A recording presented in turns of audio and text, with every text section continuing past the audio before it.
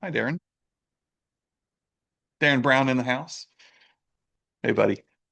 All right, here we got Beth. I'm letting some folks in here, but let's go ahead and get started. So, those of you joining me, thank you. Seriously, thank you for being here. I hope you get a lot of value from this. And I don't take it lightly that you could be doing 1,001 things right now, and you chose to be here to work on yourself, on the business, and maybe give you a break in your day from working in the business, if you know what I'm talking about. Okay. Close that door, put the sign up, say, sorry, agents, I'm growing right now so I can better serve and lead. And that's a great excuse, right? So, with that being said, I've got a lot to get to today, guys. So, I'm going to go relatively fast. Don't panic, though, especially if you're watching the replay. We acknowledge you for taking that time out of your schedule to probably put me on 2X. I get it. But those of you live with me, of course, I want you to take notes or ask questions along the way. And I will absolutely, my goal is by end of day to get in your inbox with today's replay. I'm going to attach some bonus items as well. It's yours. Do what you want with it. But without further ado, I say we go ahead and get started. So let me get into, I might ask for a thumbs up. John, can you see my screen? Yep. Okay, sweet. All right, guys. So this is, if you read the description or got the email, it's the activation code. I just taught this at the Northeast Florida Association of Realtors last Friday in person and got great feedback from them on this. So hopefully it'll land just equally as well with you guys. And this is really about, as it says, leading agents from belief to results. So let me ask you a question, kind of rhetorical, but just put yes in the chat or raise your hand. How many of you have ever felt that you wanted it more for somebody else than they want it for themselves? Is that just me? I doubt it. I don't think I'm probably the only one here. Yes, that is. You can't want it more for, yeah, every time. More for people than they want it for themselves. How about this? Is anybody else struggling maybe with getting agent engagement? Like, gosh, if just more agents would show up to the trainings or, apply themselves to it. Yeah, look at all the yeses, of course. And I know these are kind of silly rhetorical questions, but if you take nothing away from today, look around you. I know all of you personally for the most part. You may not know each other yet, and yet hopefully this is some degree of peace that you're not alone.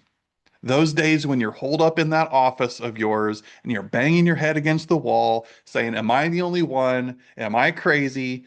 Am I the only one that agents aren't, engaging with? You're not. Okay. Every one of us, if you're in leadership especially, can relate with you. Doesn't mean we have to accept it. Doesn't mean we have to just brush it aside. No, no, no. That's why you're here today. But also know that you're not crazy and you're not alone. Okay.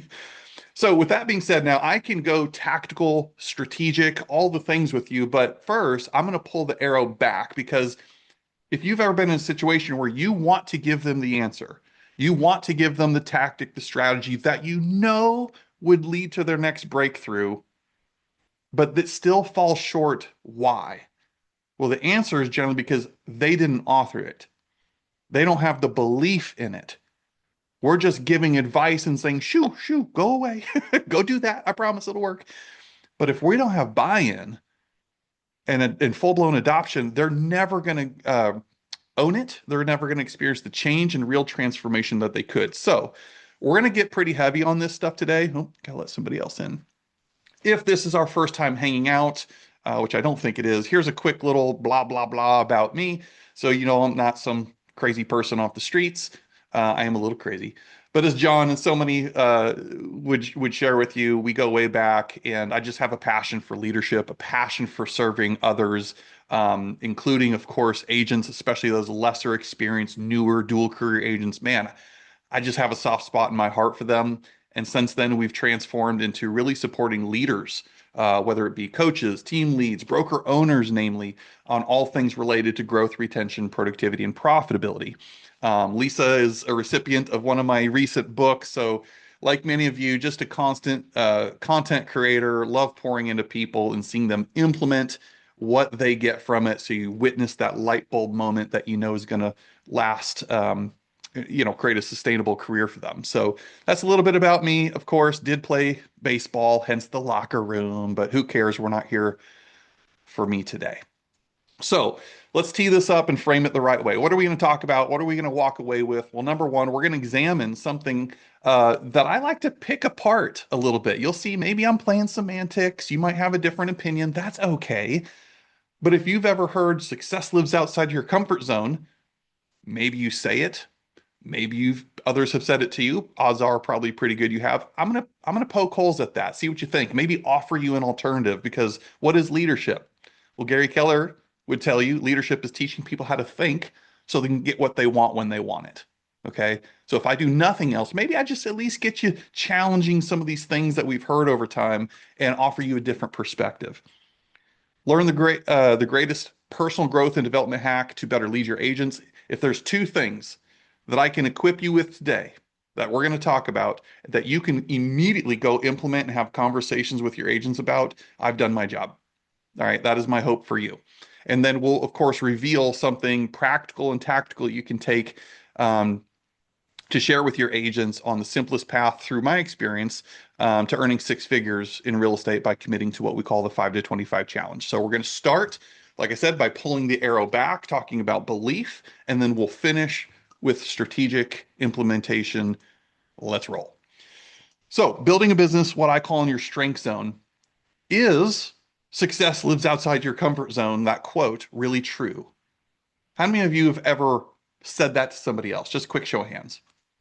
No shame. I know I have. Yeah. And if not, plenty of people probably said it to you. I don't even know where it originates. Tony Robbins or somebody probably way smarter than me. And I get it. Maybe I'm playing semantics. We'll find out. But let's check this out first. Just humor me. There's like, I can't even pronounce that number. I'm from Wisconsin, man. I don't even know what is that number. 300 billion or gazillion or something. That's a big number and a quick little search result. And a lot of times, gurus and talking heads say things like this through my lens. I don't have to be right, by the way, to make you feel inadequate, to make you feel broken in that you need to purchase their program for $997 or you need to purchase their book to get fixed. And I just fundamentally disagree with that. I see people as whole and resourceful. Okay. Doesn't make me right, doesn't make somebody else wrong, but it's all about perspective. So if we're not careful, we can be conditioned to hear things like this: success lives outside your comfort zone, and accept it as truth without ever interrogating the reality of it. How about this little sweetheart? Have you ever seen this as you're scrolling through social media before? Maybe you've even shared it at a team meeting like I have in the past. It's like, hey, this is where all the magic happens. All the good stuff lives here, and here's little old you living in that comfort zone. And I get it. Final one, my favorite. You ever seen a graphic like this one? First of all, I got a problem with this one. So, first of all, there is no, I don't know who published this, who gets the credit for this. The person who made this image didn't even put their name on it. I don't see it. I don't see where Harvard Business Review or any sort of formal research was conducted to cite that this is accurate. But after all, it was on social media and the internet, so therefore it must be true, right? Huh. But let's just check this out together real quick, would you? So in the middle, your comfort zone, after all, is 98% of the population. Again, show me that research. Where's that study? I don't know. But this is everybody. I'll just be over here in the corner like everybody else. I'm insecure. I'm surviving. I'm just getting by. I live a dull life. You can read the rest. And I just, regardless of your spiritual beliefs, I just fundamentally don't believe that God or whatever your personal beliefs are would have put us on this earth to just settle and be average and mediocre and just get by. I just don't subscribe to that. But this would have you believe that the two percenters, almost as if it's a finite amount, it's only available to the two percenters who have this type of mindset where they're embracing the unknown. They live an exciting life. They act in spite of fear. They're just going for their dreams, throwing caution to the wind, on and on and on. And again, in a vulnerable moment, or if my mind isn't protected enough, I could be a leader, I could be one of your agents scrolling through, consuming this information, never once questioning it, and just fully accepting it as belief, as a belief that is deeply rooted, that therefore, as we're going to talk about, dictates my actions, my attitudes, the way I feel and think about things. All right. So again, I submit this to you, which is why, yes, I understand you guys. When we say success lives outside your comfort zone, I know, and you and I both know in context what we're saying. Hey, agent, stretch yourself, push yourself. Don't just accept, average. I get it. But to them and how they hear it, if we're not careful leaders, it could be very damaging and very misleading. So let's dive deeper. First thing, you and I believe, have the responsibility to meet with every agent and unpack what does success mean to them. Have you asked that question? A lot of you probably have. To every individual that sees you and trusts you as their leader, what does success mean? Now, I've been coaching a lot of people for a long time, as have many of you. And this is one of those questions I will ask. And unfortunately, it's actually pretty sad. It makes me sad that a lot of adults don't even know the answer to this question.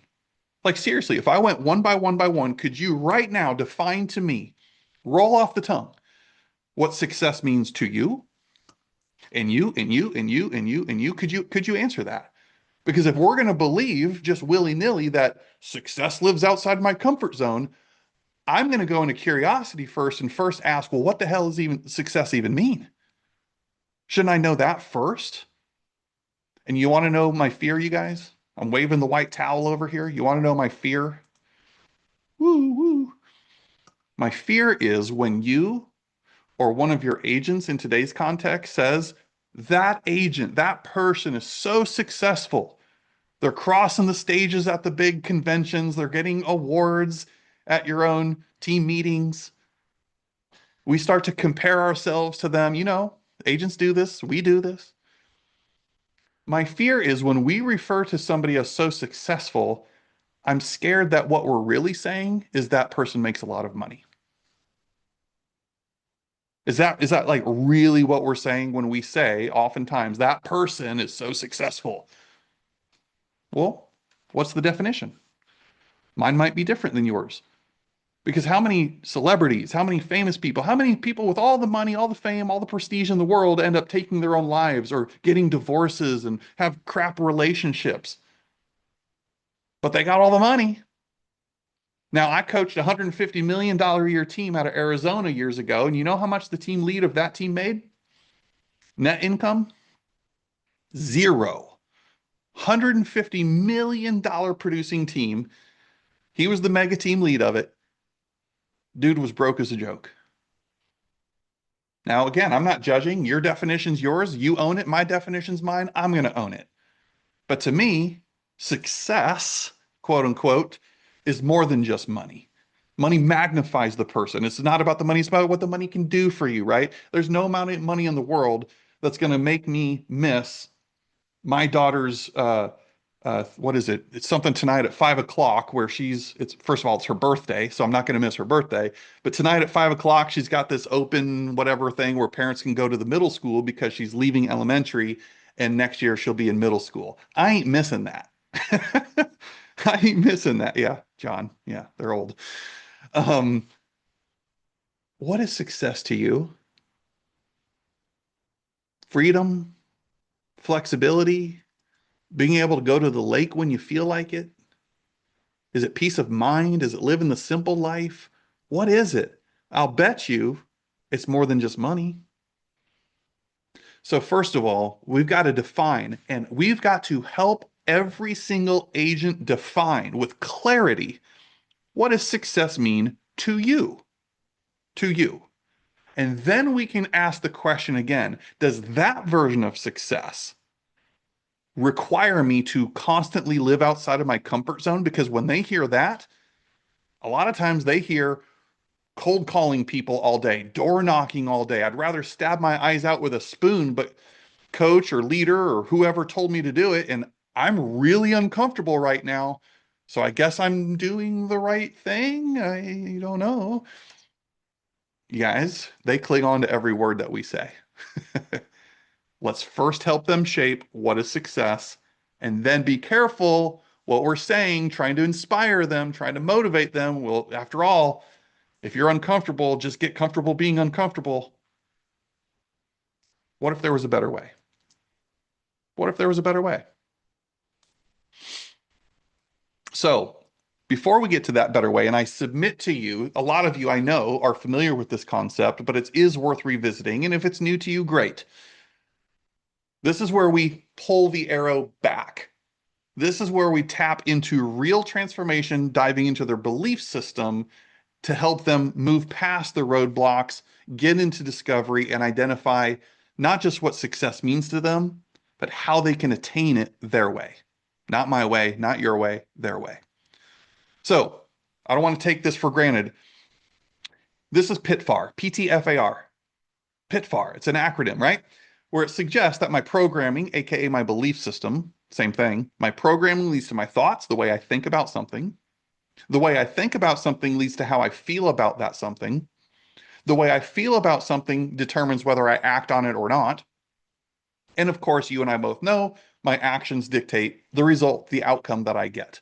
This is the single greatest productivity or self-development hack that I can give you, and you're probably familiar with. This model alone shall set you and or your agents free if you master it and know how to effectively take people through it.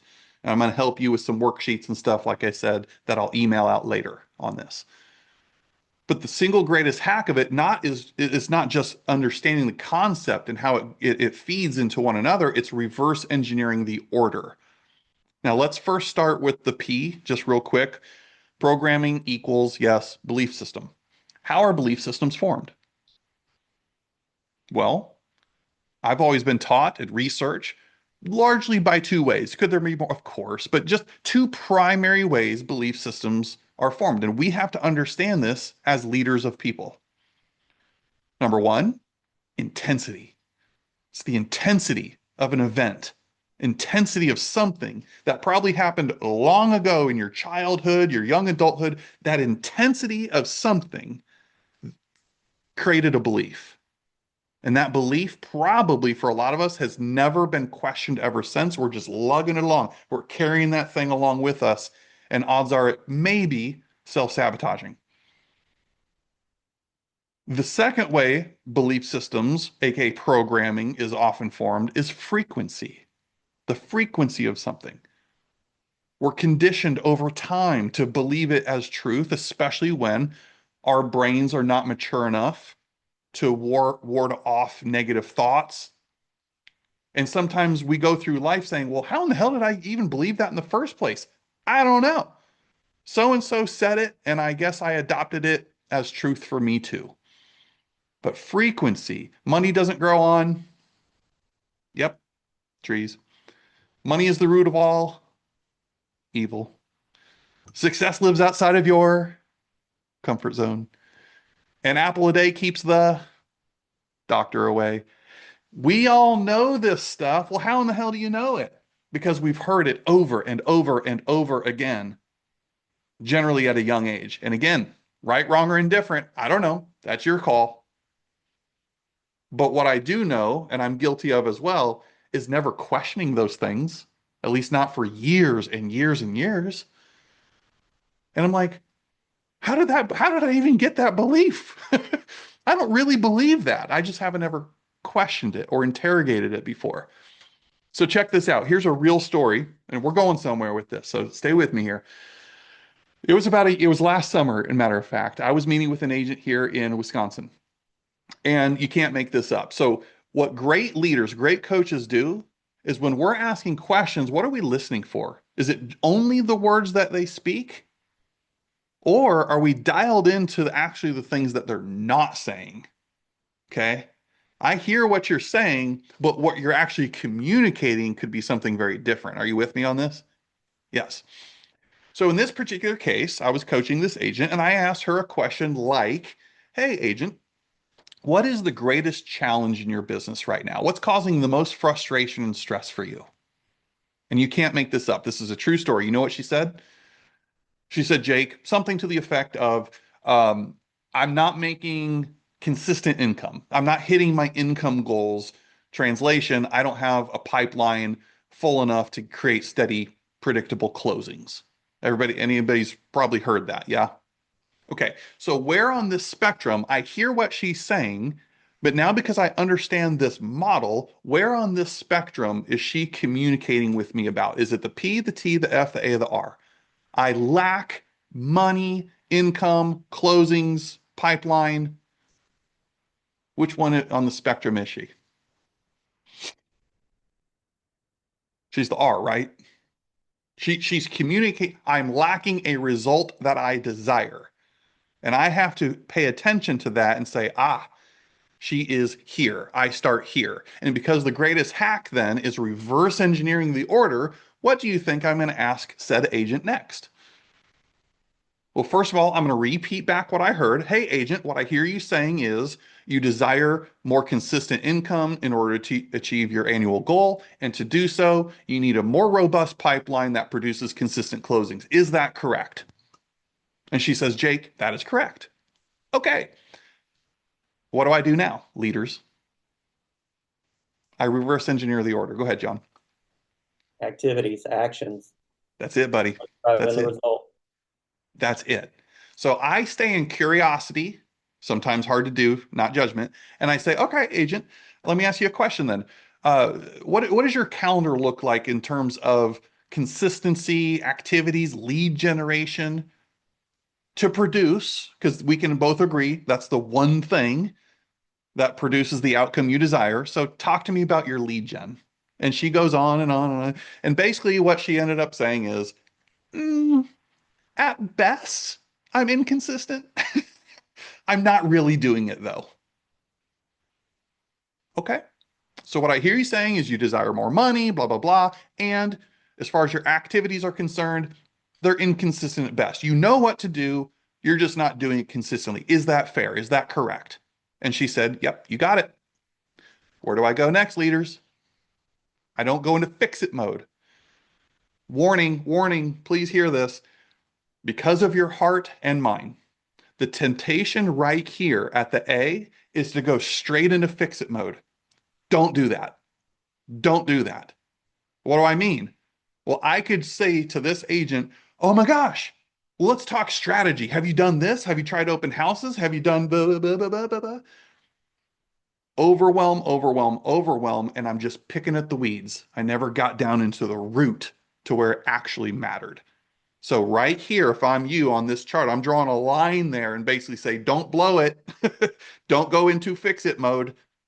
Stay in curiosity, free of judgment, keep asking questions.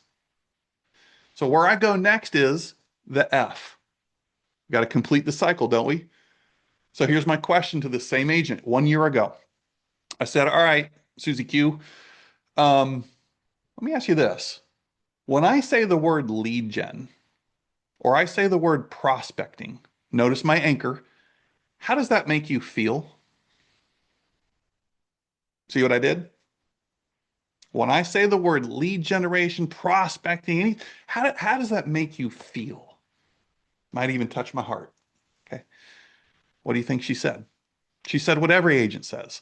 I feel slimy. I feel salesy. I feel inauthentic. I feel like I'm bothering people. Okay. Thank you. I appreciate you sharing that. Right. Let me ask you another one, agent.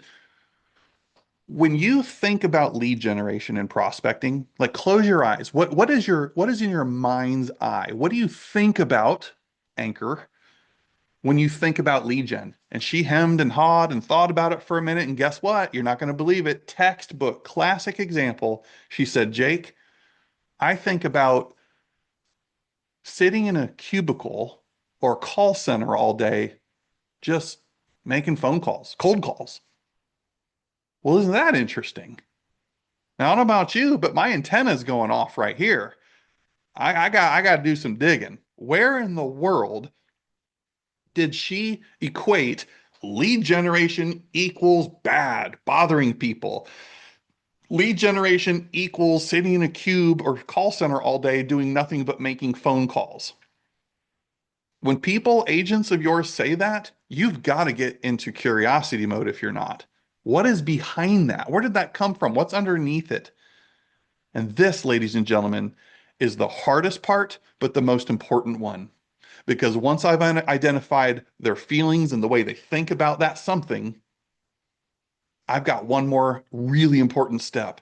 I've got to uncover where in the heck did that even come from? Where is the boogeyman hiding out? How did you incorporate that belief, that thought in the first place? And here's the question I asked her, or more or less asked her. I said, is there ever a time you can think of, an experience maybe that you went through, probably years ago, Agent, that led you down the path of believing that when you reach out to another human over the phone, that somehow that's in a call center and they don't want to hear from you and you're bothering them? And she thought for probably 30 seconds. It felt like 5 minutes though. And she said, Jake, I've never been asked that before. Da, da, da, I'm thinking, I'm thinking, I'm thinking. Here's what she said. I swear to God, can't make this up. She said, Jake, probably, I don't remember, 20 years ago, doesn't matter. I can think of a time 20 years ago that I was at my parents' house. And on this day, my boyfriend broke up with me. So I was in a bad mood. I was having a bad day. And she said at my parents' house, the phone rang. And I made the mistake of answering the phone. Hello? And guess what? It was a telemarketer. She said it was a telemarketer trying to sell her, hard close her, all this, wouldn't take no for an answer, wouldn't get off the phone. She hung up the phone on this person, and they had the nerve to call back. Guys, and intensity and frequency, isn't that what we said? That's how belief systems are formed. This is important stuff that you as a leader must understand to lead to real breakthrough, real transformation. There was an event 20 years ago on a day that her boyfriend broke up with her that she's been carrying around ever since, equating calling to bothering people, to being a telemarketer, all that cycle that's not serving her.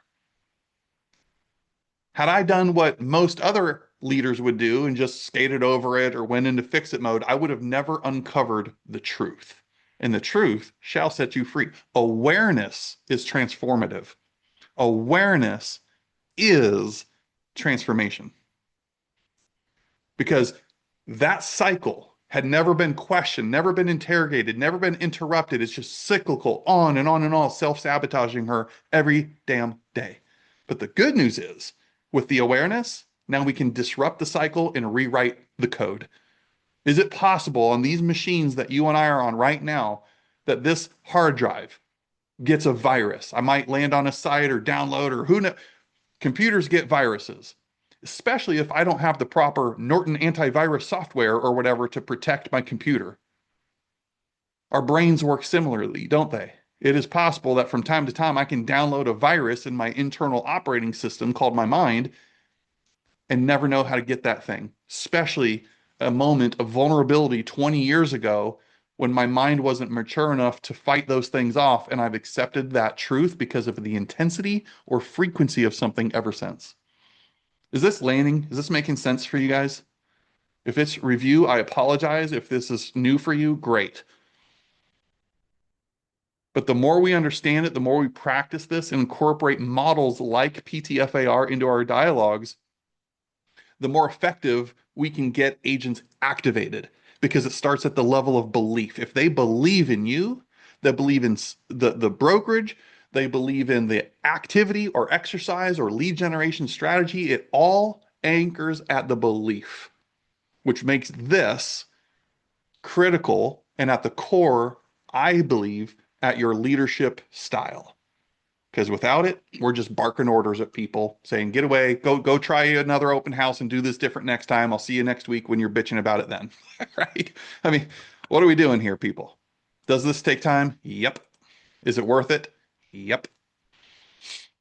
So, I'm moving on, but any questions, comments, snide remarks on PTFAR? Because this is going somewhere. All right.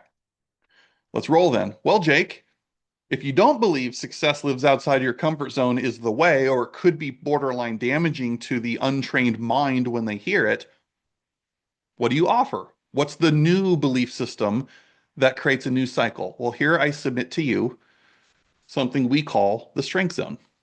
A lot of you have done Strengths Finder, maybe. Okay. And this is something we doodled up. So X out that. Here is where I'm submitting to you an alternative perspective. A little bit of semantics in here, but bear with me. You start in the middle of the bullseye. The ring in the middle is the individual's strength zone. This is a combination of their natural behavior style. Have them do the disc or whatever assessment you'd like. It's that. It's their track record, the transferable skills from their prior careers that can serve them in real estate, all their life experiences. Point is, all this stuff bottled up, put in a blender in the middle, makes them unique. They're able to own things that come natural or they have familiarity with, never ever getting uncomfortable. In fact, it's quite familiar and comfortable. I just need to maximize these things. Are you with me? Quick little example of this cutesy little thing is, well, what great timing with today being my daughter's birthday. Okay.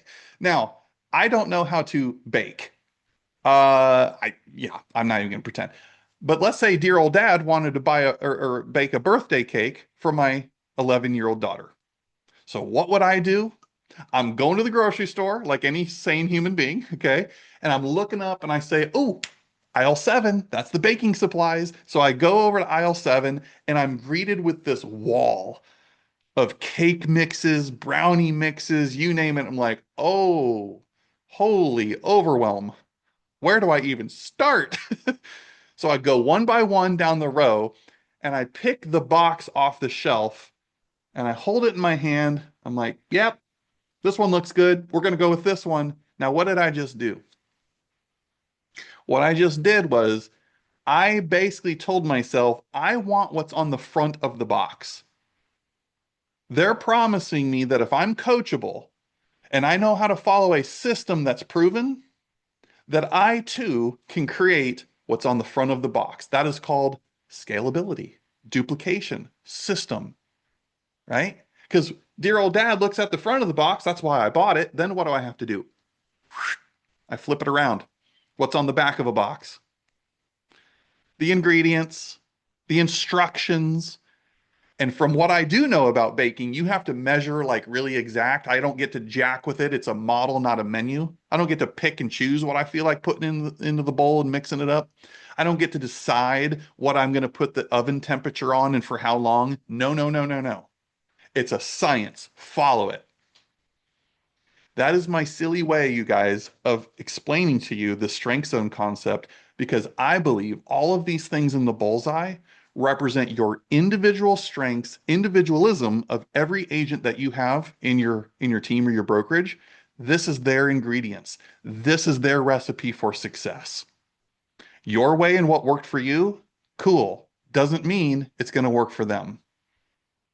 We need to help them identify everything in the middle, and then we can determine how that pieces together to create their lead generation plan, their strategy, their systems, all that stuff. But I would submit to you, none of that, because I'm drawing from experience, I'm drawing on what I'm naturally gifted at, is uncomfortable. In fact, should be feeling very comfortable for most people if I've done this the right way. So does success, whatever that means, really have to live outside of my comfort zone? Or do I have everything already inside of me that I just need to grab and own and multiply on, build off of? Interesting, maybe. Then what we do is we expand to the secondary ring. I'm more intentional. Now I'm experimenting with things, never once feeling uncomfortable at all. I'm stretching. But I'm not uncomfortable. Difference. And of course, yes versus no. Everybody here, think back to sixth, maybe seventh grade, when you learned about Sir Isaac Newton. Haha, yes, we sound smart. Newton's law. For every action, there's what? For every action, there's an equal and opposite reaction. Newton's law. Now, I used to run an indoor baseball training facility. I always have a ball in my hand, sorry. Um, and I would teach kids this principle as it related to sports. And I would generally flex my bicep muscle. For every action, there's an equal and opposite reaction. If this muscle flexed, What's equal and opposite? Well, tricep, relax. For every action, there's an equal and opposite reaction. My bicep muscle flexes, that means my tricep muscle has to give or relax. Translation: when I say yes to something, that means I'm saying no to something else. Now I've got two questions following that. So again, that's about awareness, isn't it? When I say yes to something, that means I'm saying no to something else. You chose to be here with me right now live. That means you said no to other things that you could have said yes to. Okay? Your agents are no different. Here's the two follow-up questions. What is it? And am I okay with that? When I say yes to something, that means I'm saying no to something else. What is it? And am I okay with that? Real life, somebody tonight, one of your agents tonight, maybe, is going to go home after a long day's work, had some appointments, maybe got door slammed in their faces. I don't know. And they sit down finally around that dinner table to break bread with their family, the ones, after all, that they're working so hard to provide for. And guess what happens? The inevitable. This thing starts vibrating, starts ringing. And the agent, one of yours tonight, looks down at it and's like, oh, shit. It's Buyer Bob. Buyer Bob's calling. Oh, boy. And they're making a short-term emotional decision that might have long-term consequences, and it's all rooted out of fear. So here's what happens. They give their family the finger. They go like this, just 1 second. I got to take this call. It'll just be 1 second. So they excuse themselves from the dinner table, take the call from Buyer Bob. Buyer Bob demands to go see this property right here, right now. And you're like, crap, what do I do? If I say no to Buyer Bob, I'm going to miss out on that $10,000 commission check, and he's going to go find another agent. I let the fear of loss dictate that short-term decision. So when I say yes to something, that means I say no to something else. What is it? And am I okay with that? Well, let's pretend this same agent, again, I'm not judging, especially if they already had this conversation and, you know, expectations amongst themselves as a family, but let's pretend they didn't. So the agent says, hey, hun, hey, kids, I got to run out. It'll just be 30 minutes. I'll be right back. Buyer Bob doesn't end up writing on the property. Go figure. You come back home to a cold dinner, got to microwave it. Kids, wife, husband, significant other, whatever, dogs are already asleep in bed. I said yes to Buyer Bob. I said no to my family. The conversations, the how was your days? That's real life, guys. That's real life. Now, listen, it sounds like I'm judging, and I guess I am a little bit, but only if there wasn't context or an expectations dialogue with the family first. Like, I got no problem. You got to go make hay, and the family's cool with that, by all means. I'm not saying lose business and be irresponsible about it, but you and I both know that's generally not the case. And then they come to you saying, I'm burnt out. My marriage is struggling. I don't remember the last time I went to my kid's game. And I say again, what is success? And does that version of success really have to live outside your comfort zone? Or could it actually be achieved by expanding upon your strength zone instead? I don't know. But I'm going to give you guys that today to think about. And of course, to put an end to this, that exterior ring, man, things are humming. You are more systematized, more strategic than ever before. You're efficient. You're building a network of other like-minded, big thinking, big doing people. Like that's where it's at. But never once in that diagram did I have to get uncomfortable because I'm just tapping into what I already have inside of me and I'm maximizing that rather than doing something that's gross or feels really disingenuous. Does this help? Does this make sense to you guys before I move on? Okay. All right, good. So to close this out, summary would be help your agents play to their strengths. Help them become unapologetically passionate and stop apologizing. Stop using, you know, well, hey, I'm just calling you to check in. No, I'm calling you to check in. I'm calling with a purpose. Get rid of the word just from your vocabulary because it minimizes everything you're about to say from there. Align, help your agents align with their purpose, their strengths, right? Help them build a schedule that reflects their definition, not yours, not mine, but their definition of success. And by God, if that means they're off work by 3 o'clock every day so they can go pick up their kid at school, help them build that because that's part of their definition of success. And of course, speed of implementation. So I'm going to shift on you here, going from, I told you, we're pulling the arrow back. That's what we just did. Now I'm going to let it go and shoot it forward with some practical, tactical, strategic stuff in the next 20 minutes. Some of you have heard and seen this before. This is a repackaging game. So you can go back to the same old, beating your agents over the head with a stick saying, you got to get out there and lead generate, you know? But we got to find new, different ways to say the same thing sometimes. Okay. Example, lead generation. If your agents have a programming issue with that, what about replacing the word lead with need? Go out and need generate, which makes it about them, not you. People have needs. What are they? Can you be the connector? Find out what are their needs and how you can be a helping hand or a solution to something going on. Different tone, one word shift from lead to need.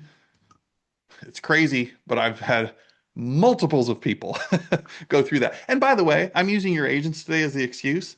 I won't look at anybody. Some of you need to go through Pitfar when it comes to the word recruiting. Hmm.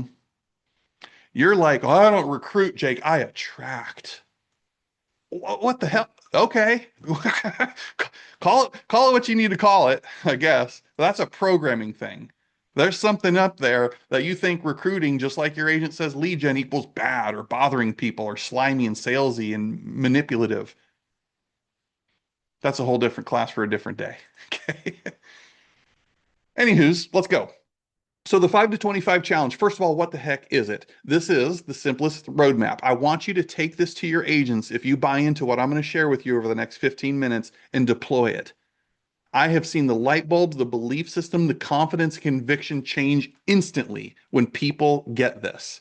If you want me to be a guest Zoomy Zoom for 30 minutes into one of your upcoming team meetings, so I present it to your agents for you, let me know. Happy to do it. Seriously. Okay. Won't charge you anything. But what it is we've monitored this for roughly 10 years now.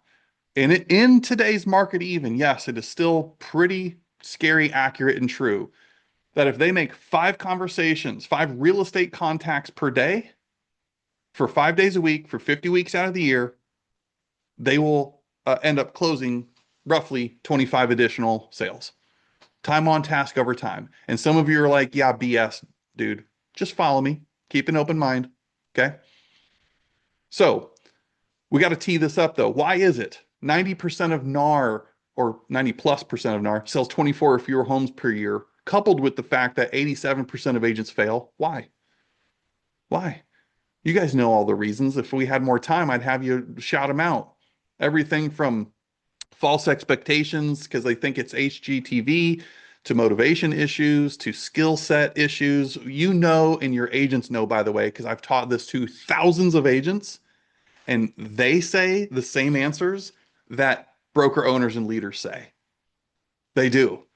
So they know, even when you might think they don't know what to do, or they claim to, well, I don't know, unconscious incompetence. No, they know. They know what they're supposed to be doing. So when I look at the gap or analyze it, it generally boils down to 3 things that you need to be consciously aware of. Is it a mindset issue with this person? Is it a skill set issue with this person? Or is it an activity issue with this person? And by the way, it could be a combination of all of those. Okay. But those generally, the more clear you and they are of what's getting in the way, what's the hesitation, what would prevent me from talking to 5 people today and then doing it again tomorrow and then doing it on Friday? Is it mindset? Is it a skill set thing? Or is it just activity? Okay. Now, I'm going to fast forward a closer look at this whole 5 to 25 thing as we build this up. If you've ever read, I think it's the book The Slight Edge, great book, right? That's basically what this is saying. It's the simple disciplines repeated over time that compound into massive results, or conversely, simple errors in judgment repeated over time that compound into failure and disappointment. Success, whatever that means, generally happens by the slightest of edge. So if I had a health and weight loss goal, it's that moment of decision to take a bite of that chocolate cake or not. It's that moment of decision to take the stairs or hop on the elevator. I don't have this life and business stuff all figured out. I don't. I'm not going to sit here and pretend as if I do. But I think I'm getting closer to realize that when people talk about success or compounding habits together, it really is in the moment of decision. Because if I win the decision in that moment and do enough of that, I'm going to win the day. And if I win the day, I'm going to win the week. If I win the week, I win the month. If I win the month, I win the quarter. If I win the quarter, I win the year. But it all stems down to what you decide in the moment, especially when nobody else is looking. If I'm supposed to talk to 5 people a day and I made that commitment to my leader, nobody's going to know I only did 4. I'm tired. It's been a long day. Everybody's saying no anyways. I'll just do an extra one tomorrow. Really? That's where it begins. Right there. Right there. You're building a muscle memory that it's okay to break promises to yourself. How's that working out for you? Just make the extra call. Just do the one more. And then you can go to the lake, right? So this is not the 5 to 25 about all the 101 bazillion different things your agents need to do. No, it's about the simple things that can compound. Great book, Compound Effect, Darren Hardy. That's what we're talking about. Sweat the small stuff. We grew up with grandma, grandpa, mom, dad, whoever telling us, don't sweat the small stuff. Again, I'm picking on it. I understand what it means in context, not terrible advice. But today, in our context, we must sweat the small stuff. The devil is in the details. It's that handwritten note that you pop in the mail that makes somebody feel a certain way. That's the small stuff. That's the random act of kindness that makes a big difference versus sending it over text or email. So let's play a game together. Some of you know this. Gigs up. Anybody remember this from their childhood? Like, okay, I'll give you $1 million cash right here in this briefcase. Here, take it. Or you can have a penny and that amount doubles every day for 30 consecutive days. You guys remember this? Have you ever done the math though? Because what's the temptation? When presented that, pretend you didn't know any of this, most people are going to choose what? The millie, right? Give me the millie. That's guaranteed right here, right now. Instant gratification. And they probably spend it and are broke again in 30 days. Okay. We're spoiled brats, man. We got AI and all these things, instant information. If I got to click on something 2 or more times, I'm already bored, right? We're living this Pop-Tart society. That's not how real estate works, is it? No, I got to get up, dress up, show up, work, build my pipeline, work, go on appointments, negotiate offers, and then I might finally get paid. This is not work, get paid, work, get paid, work, get paid every 2 weeks. Nope. Now it does get easier, okay, but it requires consistent compounded effort to create consistent compounded results. Yes. So here's the math. Booyah. You should have chose the penny because if that amount doubles every day for 30 consecutive days, woo, yay, day 15, 3 figs, fist pump. Not really. Day 21. Not until day 21 do I earn 5 figs. But OMG, look at day 30. Had I just been patient, let momentum and the compound effect do what it's supposed to do, $5.4 million instead of the million guaranteed. It's just math. Numbers don't show emotion. Numbers don't show favoritism. Numbers don't care who's in the White House. Numbers don't give a crap what the stock market is doing right now. They're just numbers. They're just numbers. Now, do you guys see the analogy? Day one, agent gets licensed. They're all excited. Woohoo! I got my real estate license. I'm going to make a Facebook post, and all of a sudden, my friends and family are going to ask me to come list their home. Yeah! Well, didn't happen today. Let's go do it again on day two. They're a week in, starting to maybe start to question, ooh, so-and-so was in my pre-license class with me. They already got an appointment. What's wrong with me? Then they get to day 15, for example. 2 weeks in, honeymoon phase is over. Nothing's happening as quick as they thought. And they stop. They stop. Now, I don't know about you. I am not physically fit or in the shape I should be. Okay. Anybody here done 75 hard? Do you, or at least know what 75 hard is? Anybody? Seriously? If you know, unmute yourself. Tell us what the 75 hard challenge is. Anybody? Okay, fine. I'll tell you. It's something like for 75 consecutive days, I've got to drink a certain amount of water. I've got to do 2 workouts, one of which is outside. Um, I've got a journal in the morning. It's this whole thing. It's a program for health and fitness gurus or people that want to transform their health and fitness called 75 Hard. Look it up. Well, the rules of the game are, aside from all those you got to do's, that if you break the cycle, guess what you have to do? Start all over again. Day 57 of 75, I got sick. I didn't feel like it. Excuse, whatever. Well, guess what? Sorry, Charlie. You start over. Literally start over at day one. Does this sound familiar? Yep. See you, Beverly. Sounds familiar, right?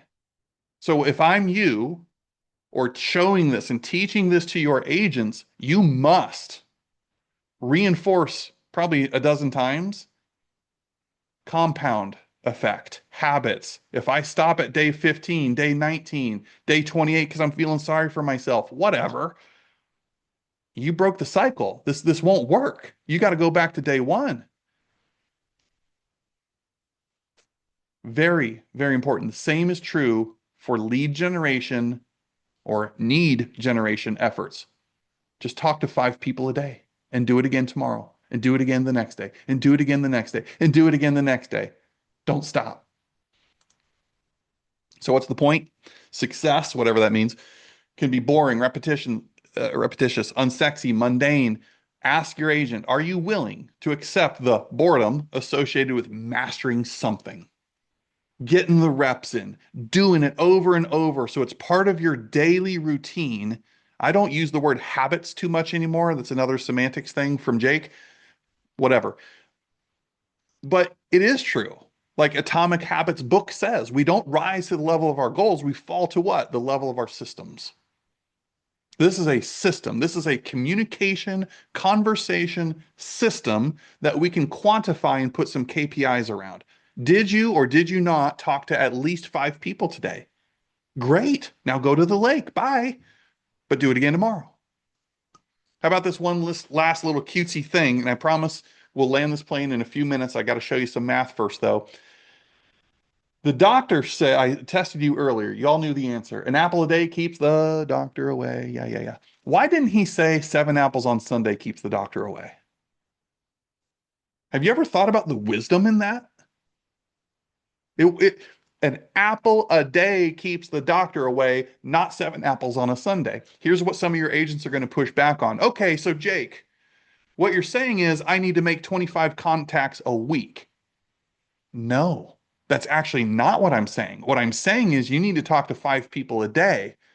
Well, Jake, who really cares if I talk to 5 a day or 25 a week? Isn't it all the same? Nope. You've entirely missed the point. You've missed the point. An apple a day keeps the doctor away, not 7 apples on a Sunday. So the person with the most consistent conversations is the one who's going to win and win for quite a long time. You and I both know that. You guys have met, most of you have been in the industry. You're experienced enough. So let's dive in. I'm almost done. Here's the math. This is really, really important. And yes, I will send you the calculator so you can do it for yourselves. Disclaimer, disclaimer, disclaimer. Yes, I understand all commissions are negotiable, blah, blah, blah, blah, blah. So this is just an example. Calm down. So here, look at this. What if your agent made one conversation consistently every day for 5 days a week for 50 weeks out of the year? Well, he or she would have worked 250 days for the year. And because they're only talking to one person each day, duh, that's 250 conversations for the year. Now, I have tracked this religiously for like 10 years. If your agent doesn't know their number one, encourage them to start tracking it. But in the meantime, take mine. And this is for newer, lesser experienced agents. It goes up, obviously, for experienced agents. 2%. 2%. For every 50 people you talk to, it will ultimately yield you one new piece of business. Take it to the bank. It is crazy accurate, okay? And yes, a lot of it depends on skill set and so forth, but the law of averages is real here. Take it. So if I apply that simple math, 250 conversations times 2%, I can reasonably project I'm going to close 5 homes for that year just by talking to one person a day, time on task over time. Now, this is, don't get bent out of shape. 325 at 2.5%, blah, blah, blah, blah, blah. Translate over here, that's about 40K of gross commission for the year. All right. But we didn't call this the 1 to 5 challenge. No, no, no, no. 5 to 25. So let's look what happens with 3. The only thing I changed was the input here. 3. Instead of 1, it went to 3. Everything else stayed the same. But that means I will have talked to 700, I will have had rather 750 conversations for the year at 2%. Hey now, that ain't bad. That ain't bad. 15 closings, that's going to make a lot of people happy. And if you just keep everything else the same, congratulations, you just earned 6 figures, which is what most of them say. I did not say net 6 figures, that's different, but here in this example, they earned 6 figures. And then you get the fees and splits and caps and all that stuff out. But we didn't say 3 to 15 challenge.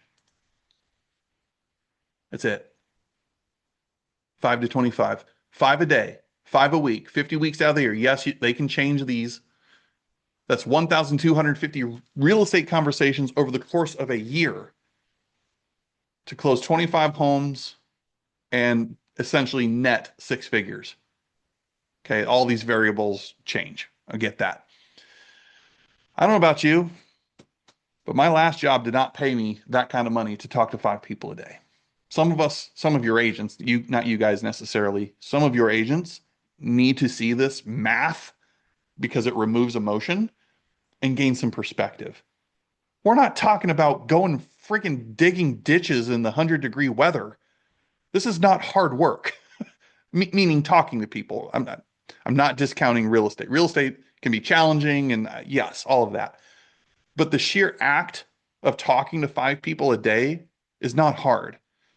It is a choice. It is a conscious effort not to do that. I don't care if you're the busiest agent in the world or a brand new agent. You mean to tell me you can't talk to 5 people? Really? Come on. I don't think there's anything unreasonable about that. It just becomes a choice. It becomes a decision. And I don't know, done over time with the compound effect and the law of averages, that spends at Walmart where I come from. Now I'm not done. One last slide. Watch this. I am not, maybe you are, that's okay, to each their own. I am not the type of coach or leader that resorts by default to more, more, more, more, more. Some of you know the world we grow up in. Take your goal and double it. Well, now it's not my goal. Now it's your goal. Okay. So I am not the person who's going to say, hey, agent, your problem is you just need to make more contacts. I mean, maybe, but how do I know? Right? There's other variables at play. So I'm not going to change this number of 5. There are other variables that I have influence over, right? Is it reasonable to assume the longer I do something, the better at it I'm going to get? Is it also reasonable to assume in real estate, the longer I do it, I might actually get repeat and referral business? Yeah. So this little dinky number of 2% can change. What did we say earlier? Mindset, activities, or skill set. And your agents right now are resisting script and role play, the very thing that increases their skill set. In what world does that make sense? Because watch this. All I changed was this number. I did not change the input of 5 a day, 5 a week, 50. No, none of that. I didn't change anything other than instead of 2%, it went to 5 because I got better. I got more skilled. Now I'm getting repeat referral business. So is it 5 out of 100 conversations I have a need or know of somebody that has a need? That's what we're talking about here. Hello. I mean, you got different problems. You're closing 63 homes and half a million. You got different problems going on here. And that's a good thing. Okay. You'll work through and coach them through that. It's just math. So you guys, to land this plane, consider asking your agents things like this. What would or what is preventing you from having 5 conversations a day? Let's work through that. Are you willing to be held accountable? What does that mean to you? What if you treated the time it takes to have 5 conversations with the same priority for $1 million listing appointment? You wouldn't cancel it. You wouldn't wing it. You wouldn't show up looking like a, slob. But we cancel that time with ourselves all the time. A lot of you have heard this before. Your agents, and some of you just need to decide, just make it a freaking decision. Are you going to do this or not? Black and white. Because any word with side, CIDE, means to kill off, literally to kill off. Insecticide, pesticide, doesn't matter. So when I make a decision, AKA I decide in today's context, we're helping our agents cut out mediocrity, complacency, right? Average, whatever, and once and for all take a stance for their definition of success, do so in their manner based on their strength zones. And now we've just given them a simple formula to follow and say, did you talk to 5 people today or not? And do you plan on doing it again tomorrow? Because if I don't show up to work, I generally don't have a job or I get fired. And the same is true in real estate. Even though we're independent contractors, we still got to show up every day for work. So, next steps, I leave you with this. Like I said earlier, I'm going to email you today's replay and some bonus attachments. Coaching models with questions, the 5 to 25 calculator so you can put your own information in there, and the Pitfar graphic, whatever else you need. Let me know. I'm going to challenge you guys to either you or your staff or divide and conquer this, but get with your agents. Ask them the questions. What does success mean to you? And then once defined, how can I help you? How can I best support you so you're able to achieve that? And one of the ways I know to help that is uncovering your strengths. And you can show them the graphic I presented or do whatever you need to do, but help them get individualized, create their plan of action based on those things, the confidence, the belief through the roof. And they don't feel for a second that it's uncomfortable. They might feel stretched from time to time, but to me, there's a difference between those. Now, we vibe code at the locker room all the time. So if you guys want it, this is one of the applications we created. If you go to agenttalk.tlrnation.com, let me show you real quick. I know we're over time. It's this. We took our card game that we created, these flashcards, and digitized it.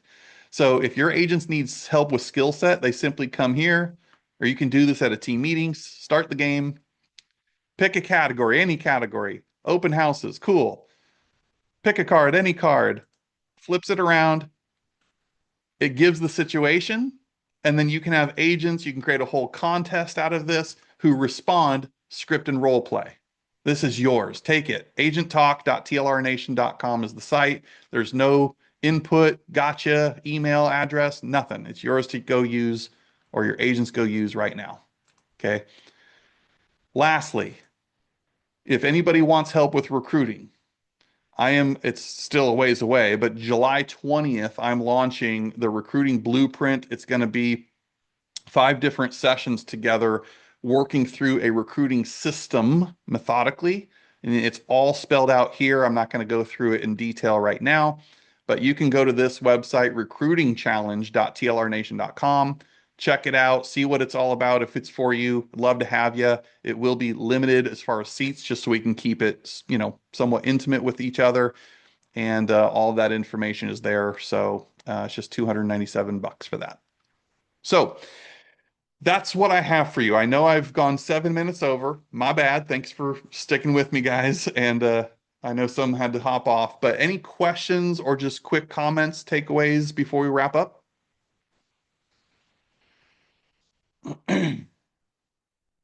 Oh, thank you, Phyllis. You're very welcome.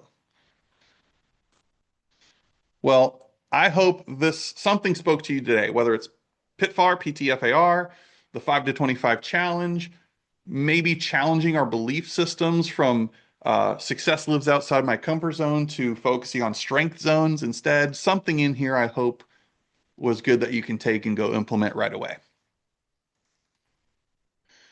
Everybody good? Awesome. Well, expect an email from me later. I got to let this thing finish converting and all that jazz. You know how it is.